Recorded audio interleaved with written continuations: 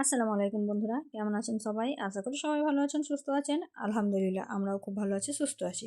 সোনালী রান্নাঘর and blog চ্যানেলে আপনাদের প্রত্যেকে স্বাগত জানাই। আজকে আমি তৈরি করে দেখাবো চিকেনের একটা ইউনিক রেসিপি, যেটা তৈরি করার জন্য আমার এখানে লাগবে চিকেন লেগ পিস। আপনারা কিন্তু চিকেনের যে কোনো অংশ নিয়ে কিন্তু তৈরি করতে পারেন। আমি এখানে চিকেন লেগ পিস দিয়ে তৈরি করেছি, তো 3টা চিকেনের লেগ পিস নিয়েছি। তারপরে এটাকে সুন্দরভাবে একদম কেটে কেটে নিয়েছি, যাতে ভিতর পর্যন্ত মশলা ঢুকে আর সুন্দরভাবে সমস্ত মশলার ফ্লেভার ঢুকে যায়। তো এতে দেখতেই পাচ্ছেন, এখানে আমি 3টা পেশি ভালোভাবে কেটে ধুয়ে পরিষ্কার করে নিয়েছি। এখন আমি একে একে মশলাগুলো অ্যাড করব। তো তার জন্য এখানে প্রথমেই দিয়ে দিচ্ছি জিরা ধনিয়া পাউডার হাফ চা চামচ। এটা যেহেতু আমি ভালোভাবে একদম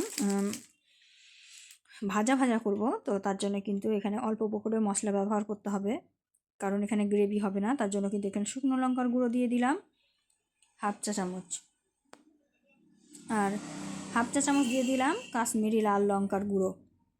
দিয়ে এখন আমি এর মধ্যে দিয়ে দেব স্বাদ মতো লবণ। আপনারা লবণের পরিমাপটা নিজেরা বুঝে নেবেন। তো লবণটা দিয়ে দিলাম। এখন আমি এর মধ্যে দিয়ে দেব আদা রসুনের পেস্ট, আর সামান্য পরিমাণে চাট মশলাও দিয়ে দিয়েছি।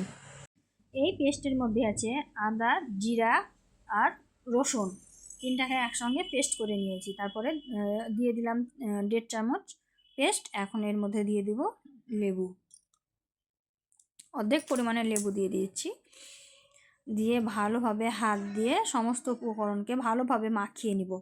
এটাকে কিন্তু ভালোভাবে হাত দিয়েই মাখিয়ে নিতে হবে, যাতে করে মাংসের চেরা অংশগুলোতে ভালোভাবে মশলা ঢুকতে পারে। তো দেখতেই পাচ্ছেন, এটা কিন্তু হাত দিয়ে আমি ভালোভাবে মাখিয়ে নিচ্ছি।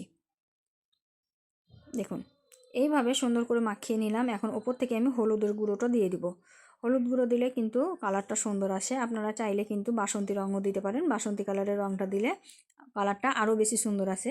তো আমি এখানে হলুদ গুঁড়োটাই দিয়ে দিলাম। হলুদ গুঁড়ো দিয়ে কিন্তু ভালোভাবে হাত দিয়ে নাড়াচাড়া করে নিচ্ছি। আর মশলাগুলো কিন্তু সুন্দরভাবে ভিতরে ঢুকছে।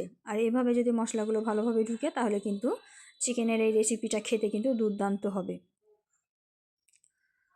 তো নাড়াচাড়া করে কিন্তু আমি সমস্ত চিকেনের মধ্যে ভালোভাবে মশলাটাকে ঢুকিয়ে দিলাম। এখন আমি এটাকে রেস্টে রেখে দেবো।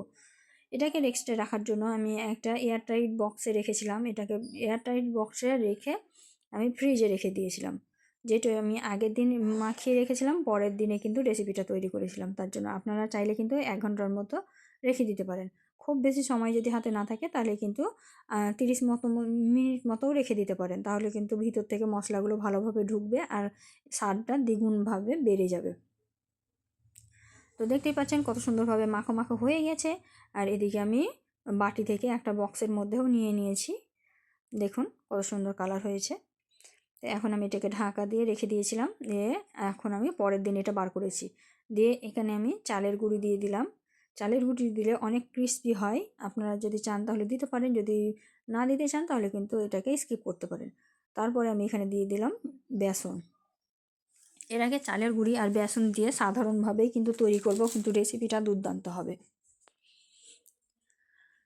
তো দেখতেই পাচ্ছেন, আমি কিন্তু ভালোভাবে হাত দিয়ে মাখা মাখা করে নিচ্ছি।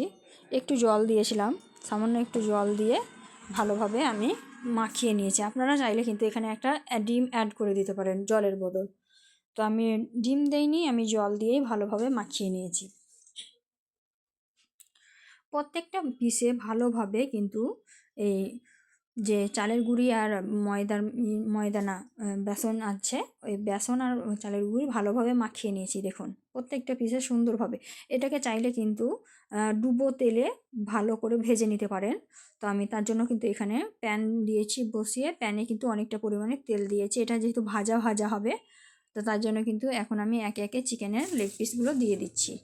আর এখানে কিন্তু আমি হালকা আঁচে সম্পূর্ণ প্রসেসটা করব কমপ্লিট। তো তার জন্য কিন্তু 3টা লেগ পিস আমি দিয়ে দিলাম, দিয়ে ঢাকা দিয়ে দেবো। ঢাকা দিয়ে একদম লো আঁচে রেসিপিটা তৈরি করতে হবে। তাহলে ওপর থেকে কালারটা যতটা সুন্দর হবে, ভিতর থেকে একদম জুসি হবে, খুব সুন্দর হবে আর সুন্দরভাবে সিদ্ধ হয়ে যাবে। এই তো আমি এখন দেখতেই পাচ্ছেন যে প্যানের মধ্যে দিয়ে দিয়েছি, দিয়ে আমি কিন্তু ঢাকা দিয়ে দিলাম। ঢাকা দিয়ে আমি কিছুক্ষণ পরে আবারও আপনাদেরকে দেখাচ্ছি যে এটা কেমন হয়েছে। তো এই তো কিছুক্ষণ আমি রেখে দিয়েছিলাম ঢাকা দিয়ে, এক সাইডে এখন আমি উল্টিয়ে দেবো। তো আমি হাত দিয়ে তোলার চেষ্টা করছিলাম, কিন্তু গরমে হাত দিয়ে তুলতে পারলাম না, তাই আবার আবার খুন্তি নিয়ে নিলাম, খুন্তি করে তুলে নিচ্ছি। আপনাদের কাছে যদি চিমটা থাকে তাহলে চিমটি দিয়েও করে নিতে পারেন। চিমটি দিয়ে করলে কিন্তু বেশি সুবিধা হয়, যেহেতু আমি এখানে খুন্তি দিয়ে করছিলাম তাই একটু অসুবিধা হচ্ছিল। তো এই তো সবগুলো আমি উল্টিয়ে দিয়েছি, আর কত সুন্দর কালার এসেছে। তো এই আমি অপর সাইডটাও কিন্তু একইভাবে ঢাকা দিয়ে তৈরি করে নেব। তো আমি কিন্তু সামান্য একটু পর পরেই কিন্তু উল্টিয়ে পাল্টিয়ে দিচ্ছিলাম আর দেখছিলাম যে সঠিকভাবে হয়েছে কি না। তো দেখুন কত সুন্দর লাগছে দেখতে। দেখুন দুই সাইডে কিন্তু আমি উল্টিয়ে পাল্টিয়ে ভালোভাবে আমি এটাকে ফ্রাই করে নিয়েছি। দেখুন সুন্দরভাবে উল্টিয়ে পাল্টিয়ে ফ্রাই করে নিয়েছি। প্রত্যেকটা পিস আমার মানে অনেক সুন্দর হয়েছে। তো দেখতেই পাচ্ছেন আমি ভালোভাবে কিন্তু চারিদিক উল্টিয়ে পাল্টিয়ে ভালোভাবে কিন্তু আমি একদম এটাকে ফ্রাই করে নিয়েছি। দেখুন কত সুন্দর কালার হয়েছে। এভাবে কিন্তু আপনারাও ঝটপট কিন্তু তৈরি করে নিতে পারেন, খেতেও কিন্তু দুর্দান্ত লাগে, আর ছোটো থেকে বড় সবাই খেতে পারবে। সকাল সন্ধ্যায় যখন ইচ্ছা তখন কিন্তু এইভাবে তৈরি করে সস দিয়ে খেতে পারেন। আমার তো খুবই ভালো লেগেছিল। ভিডিওটা আপনাদের কেমন লাগলো কমেন্টে জানাতে ভুলবেন না। আর রেসিপিটা যদি ভালো লেগে থাকে অবশ্যই লাইক শেয়ার কমেন্ট করে দিবেন, আর এই ধরনেরই আরও নিত্য নতুন রেসিপি পাওয়ার জন্য আমার চ্যানেলটিকে সাবস্ক্রাইব করে দিবেন। তো এটা যখন হয়ে গেছে আমি একটা প্লেটের মধ্যে তুলে নিচ্ছি। দেখুন তো দেখতেই পেলেন কত অল্প উপকরণে ঘরের মধ্যেই কিন্তু সুন্দরভাবে আমি চিকেন ফ্রাই তৈরি করে নিলাম। তো ভিডিওটি যদি ভালো লাগে অবশ্যই আমাকে কমেন্টে জানাবেন, আর এই রেসিপিটা একবার হলেও তৈরি করে দেখবেন। আর আজকে ভিডিওটা এর থেকে বেশি বড় করব না, ভিডিওটি এখানেই আমি শেষ করছি। তো যদি ভালো লেগে থাকে অবশ্যই লাইক শেয়ার কমেন্ট করতে ভুলবেন না, আর আমার জন্য অবশ্যই দোয়া করবেন। আর এই ধরনেরই আরও নিত্য নতুন রেসিপি নিয়ে কিন্তু পরবর্তী ভিডিওতে আমি আবারও হাজির হয়ে যাব। তো ততক্ষণ সবাই ভালো থাকবেন, সুস্থ থাকবেন, আর আমার জন্য একটু দোয়া করবেন।